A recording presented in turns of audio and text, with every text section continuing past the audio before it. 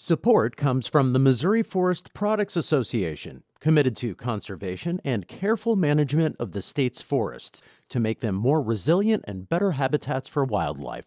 ChooseWood.com. Welcome to St. Louis on the Air. I'm Sarah Fenske. St. Louis County has closed its parks, but the ones in St. Louis City are still open.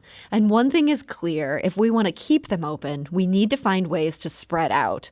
We can't all go to Art Hill. We can't all walk the main loop around Tower Grove Park. So what are you supposed to do if your neighborhood park is everybody's favorite? Yes, I'm talking about Forest Park.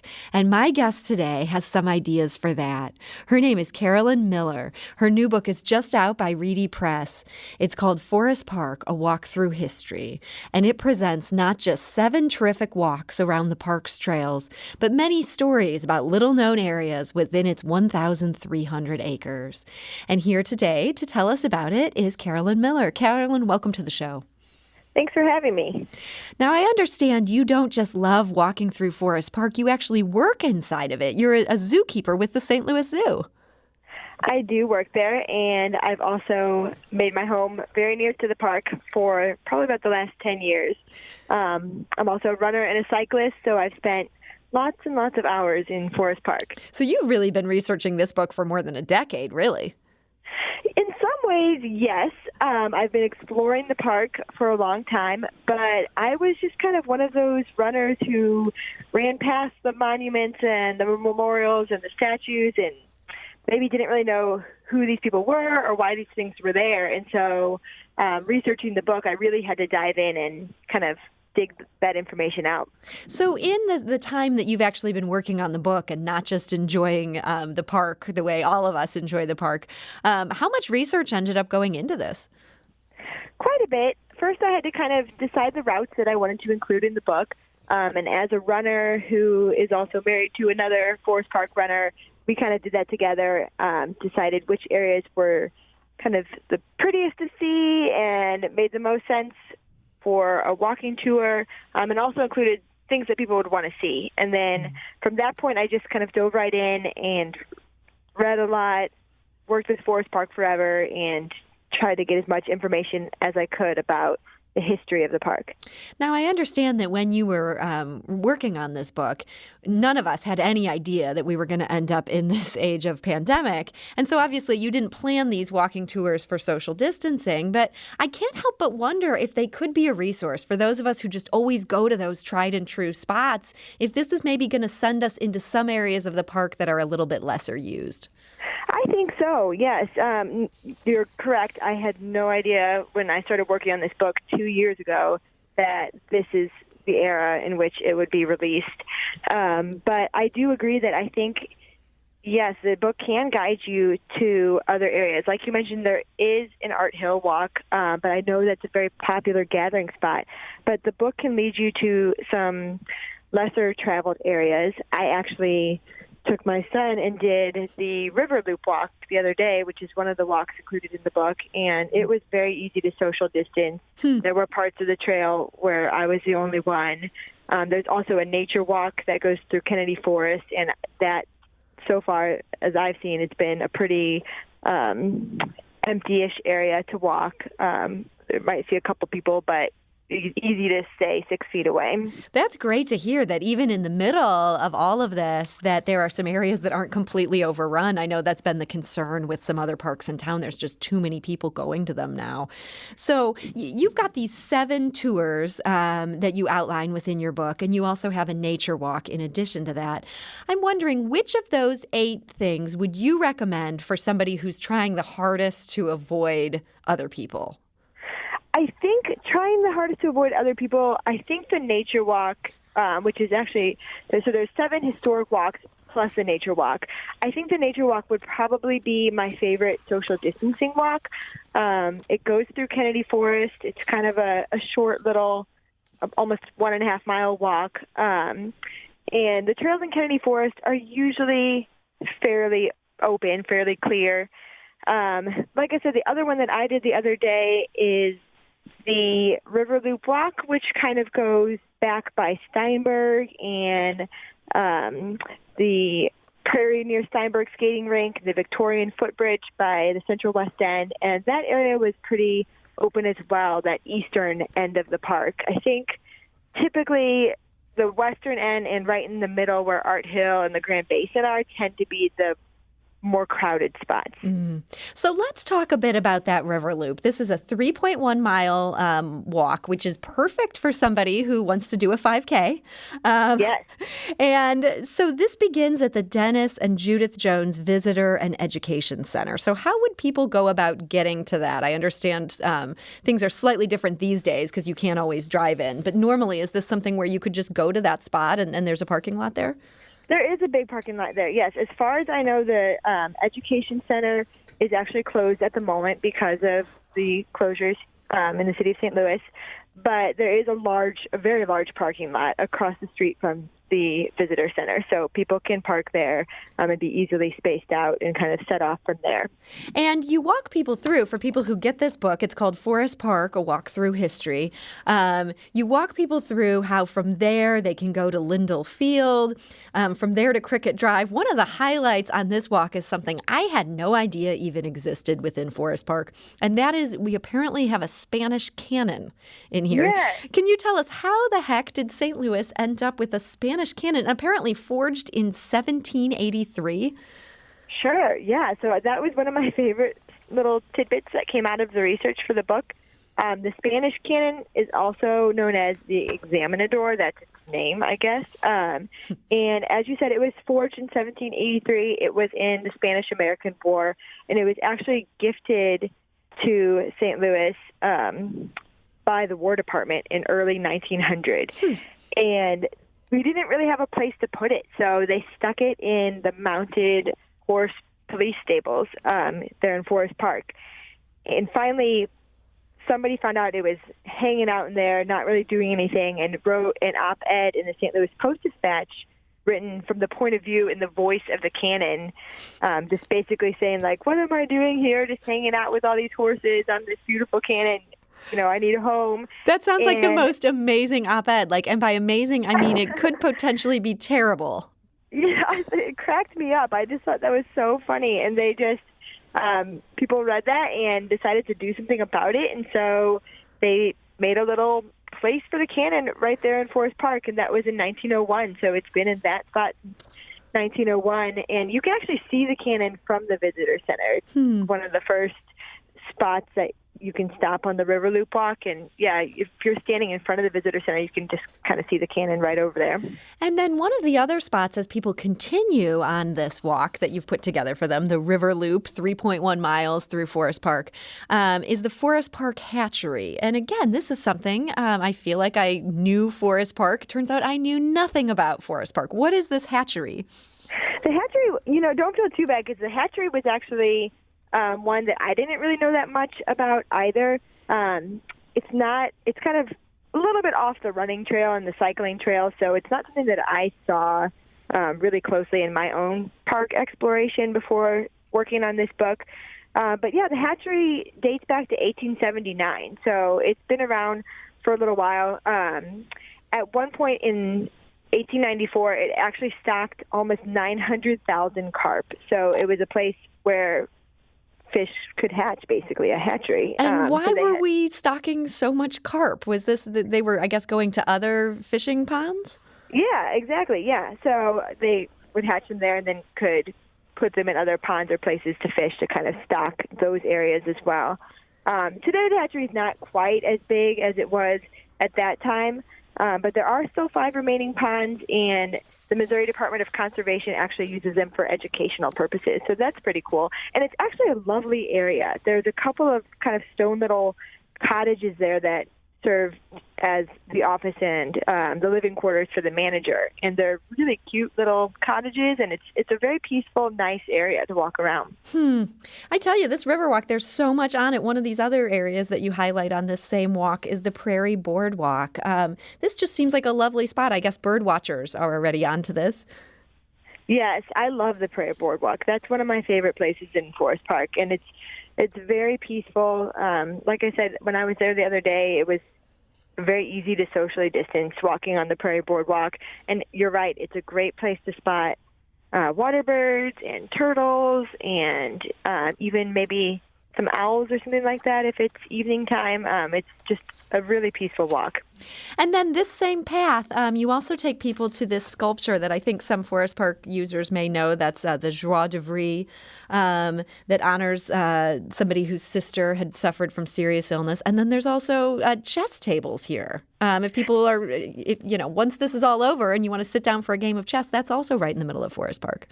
Definitely. And the Joie de Vivre, I think, is such a beautiful sculpture and so appropriate for the times that we're in now, because it was sculpted by Jacques Lipchitz in 1927 to honor his sister who was suffering from a serious illness. And it translates to the joy of living. And he wanted that sculpture to be very lively and to kind of remind her to hold on to life and that vivacity and that joy of just pleasure of, surviving. And so I think right now it's just kind of a nice reminder that even though we're going through really hard times, just to remember that there are beautiful and wonderful parts of life as well. That is a great reminder.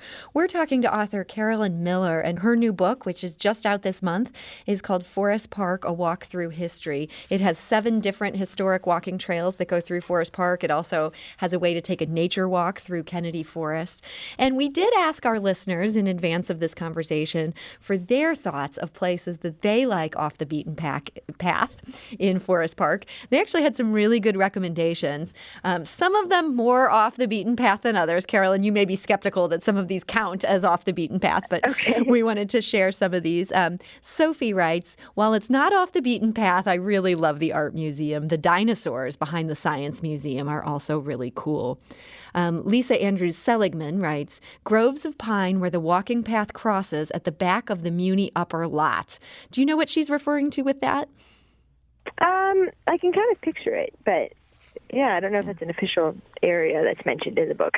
And she also, Lisa Andrews Seligman writes, and the creek on Connecting Path in Kennedy Forest. It's near the road, but it doesn't feel like it. This Kennedy Forest, this sounds like just a great spot for people who want to feel like they're a little bit in the wilderness. Yeah, you can definitely feel like you're away from it all in Kennedy Forest. It's just amazing that we have that here in the city of St. Louis. And then Lisa also highlights the Friedrich Jahn Memorial next to the lake below Shakespeare Glen. Is that something that's on your radar? It is. And to me, the Friedrich Jahn Memorial is one of the strangest things in Forest Park because it's this massive memorial. It's really big and really long, and it's honoring a German nationalist and gymnastics educator. It's just kind of this random memorial. And did you learn at all in your research of why he's being honored within this St. Louis park? I know we have a lot of German history in this town, but... Yeah, there's a lot of German history in the park itself. And actually, a group of German nationalists in 1913, I believe, were the ones that funded that memorial. So they wanted to honor him. Here's another one from our listener, Richard. He writes, my favorite spot is the Victorian Bridge. Not far off the well-traveled bike path, I had been near it hundreds of times before actually seeing it. Despite its being within earshot of Forest Park Parkway and Metrolink, the structure plus its surroundings of calm, tree-lined waterways evoke a sense of peace and tranquility. And he adds, but don't tell anybody about it. Richard, sorry about that. It's a little too late, but this is a lovely spot, and I understand this is also on your river walk, Carolyn. Is that right? It is. It is a lovely spot. Yes, the Victorian Footbridge, it kind of connects the Central West End to the park. It's one way you can get into the park from that area of St. Louis. And it is, he's right, it's so romantic, so peaceful, so lovely. It's right by Round Lake, which is also another lovely spot. And Victorian Footbridge is a great place if you want to take like romantic photos or something like that. So Richard's thought here of don't tell anybody about my favorite place, I think we all know that feeling right now. We're all trying to find ways to sort of be apart from each other and yet visit these favorite places. Are you worried that by sharing your favorite spots at this moment in time, they might well become too crowded for you? My favorite spots in the park are probably already pretty popular ones. Like you mentioned, I work at the St. Louis Zoo, so the St. Louis Zoo will always be one of the special places in Forest Park to me.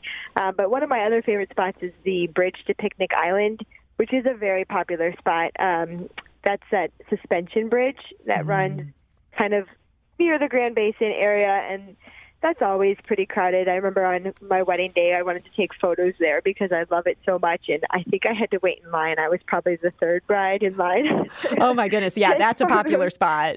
Yeah, so, we're lucky to have so many beautiful spots in Forest Park that this is a problem that we share our favorites with others.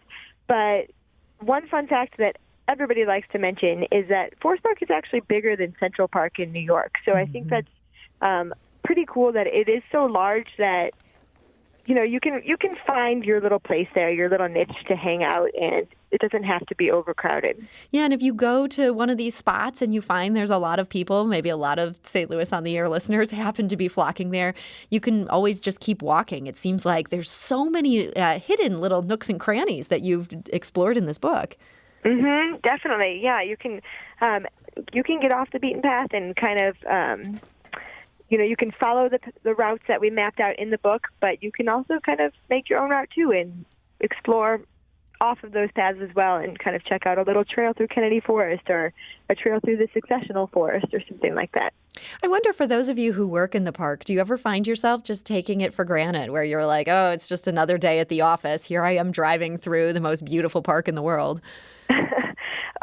A lot of people, when I have friends and relatives from out of town come in and I suggest taking them to the park or taking them to the zoo, and they say, oh, like, really? Don't you get sick of it? And I always tell them, no, I really don't. I don't get sick of showing up to this beautiful park and this beautiful zoo every day. It really is a wonderful place to spend the day.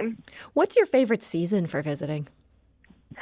Well, I am a summer person, so even though the park might be more crowded in the summer, that's probably my favorite season when, everything's leafed out and really green and lush and beautiful. But I will tell you, it is lovely right now. Everything is blooming and the flowers and the trees are just gorgeous. So one other thing I wanted to ask you about, I understand that part of these 2 years that you've been researching this book, that you also have a new child during that time period. Is that correct? That is correct. Yeah, I have a 13-month-old son. So, it seems like that's two pretty big levels of complication there, both writing a book and dealing with a new baby. Was that hard to balance the two? It was. So this book, like I said, I've been working on it for 2 years, and it just came out. It was not meant to take 2 years. So that's why it's a little ironic to be releasing it during the pandemic. But, yeah, so I had the baby a year ago, and my goal had been to get the nursery ready and have everything set, and then I was just going to kind of sit around and work on the book and get it completed before the baby came. But he had other plans, and he arrived 5 weeks early, and so I did not even get the nursery finished. Oh, my. Yeah, 5 weeks early. That'll throw off some plans. Yeah, so it's been interesting, but it's been fun, too, because on maternity leave, and last summer I got to take him to the park with me for a bit of research, which kind of made it fun to share that with him. So he helped you a little bit with your research. I imagine he didn't help so much with the writing. I know this isn't your first book. How did being a mom change your writing routine? Well, it was tough. Those first couple weeks or months, babies sleep a lot. So, I would just sort of strap him onto my chest, basically, and work with him in the baby wrap and things like that, which worked pretty well. Right now, at 13 months old, he is about as busy as I think babies get. They're at that age where they have no sense of reason, but they just want to explore everything. And so now writing time is set aside for either my lunch break at work or after he goes to bed and all that stuff is wrapped up. So it's definitely changed quite a bit. So he keeps you pretty busy. But, hey, the book is done. That's a great accomplishment, especially for any new mom. I'm sure this feels good, even though this timing is somewhat hard in terms of promoting it and getting people to go to bookstores to buy it. It's got to feel really good to have this out there in the world. Yeah, it's exciting. And, we're kind of doing a soft release now. It's like you mentioned, it's a great thing to do if you're socially distancing and you want to walk in the park with your housemates. But I'm hoping once we get through this really tough period, I hope to have a more celebratory release later in the year. And I hope for your sake that's on the way. For people who want this book in the meantime, where is your publisher suggesting what's the best way to get their hands on it these days? So you can get it wherever books are sold, and I know a lot of local bookshops are doing shipments and curbside pickups and things like that. So definitely it's a great idea to support our local bookstores. If you want to order it online, you can order it off my website, which is CarolynElizabethMiller.com, or ForestParkWalkingTours.com is another website that we set up for selling the book.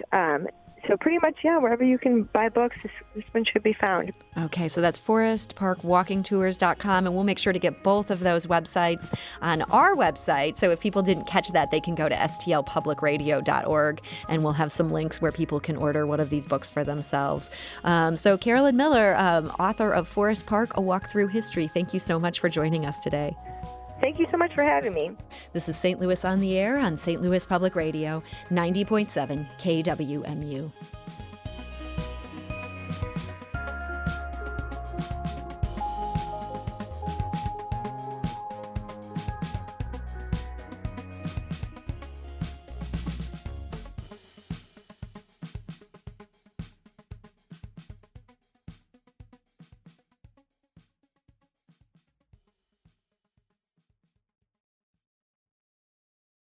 Support comes from the Missouri Forest Products Association, committed to conservation and careful management of the state's forests to make them more resilient and better habitats for wildlife. ChooseWood.com.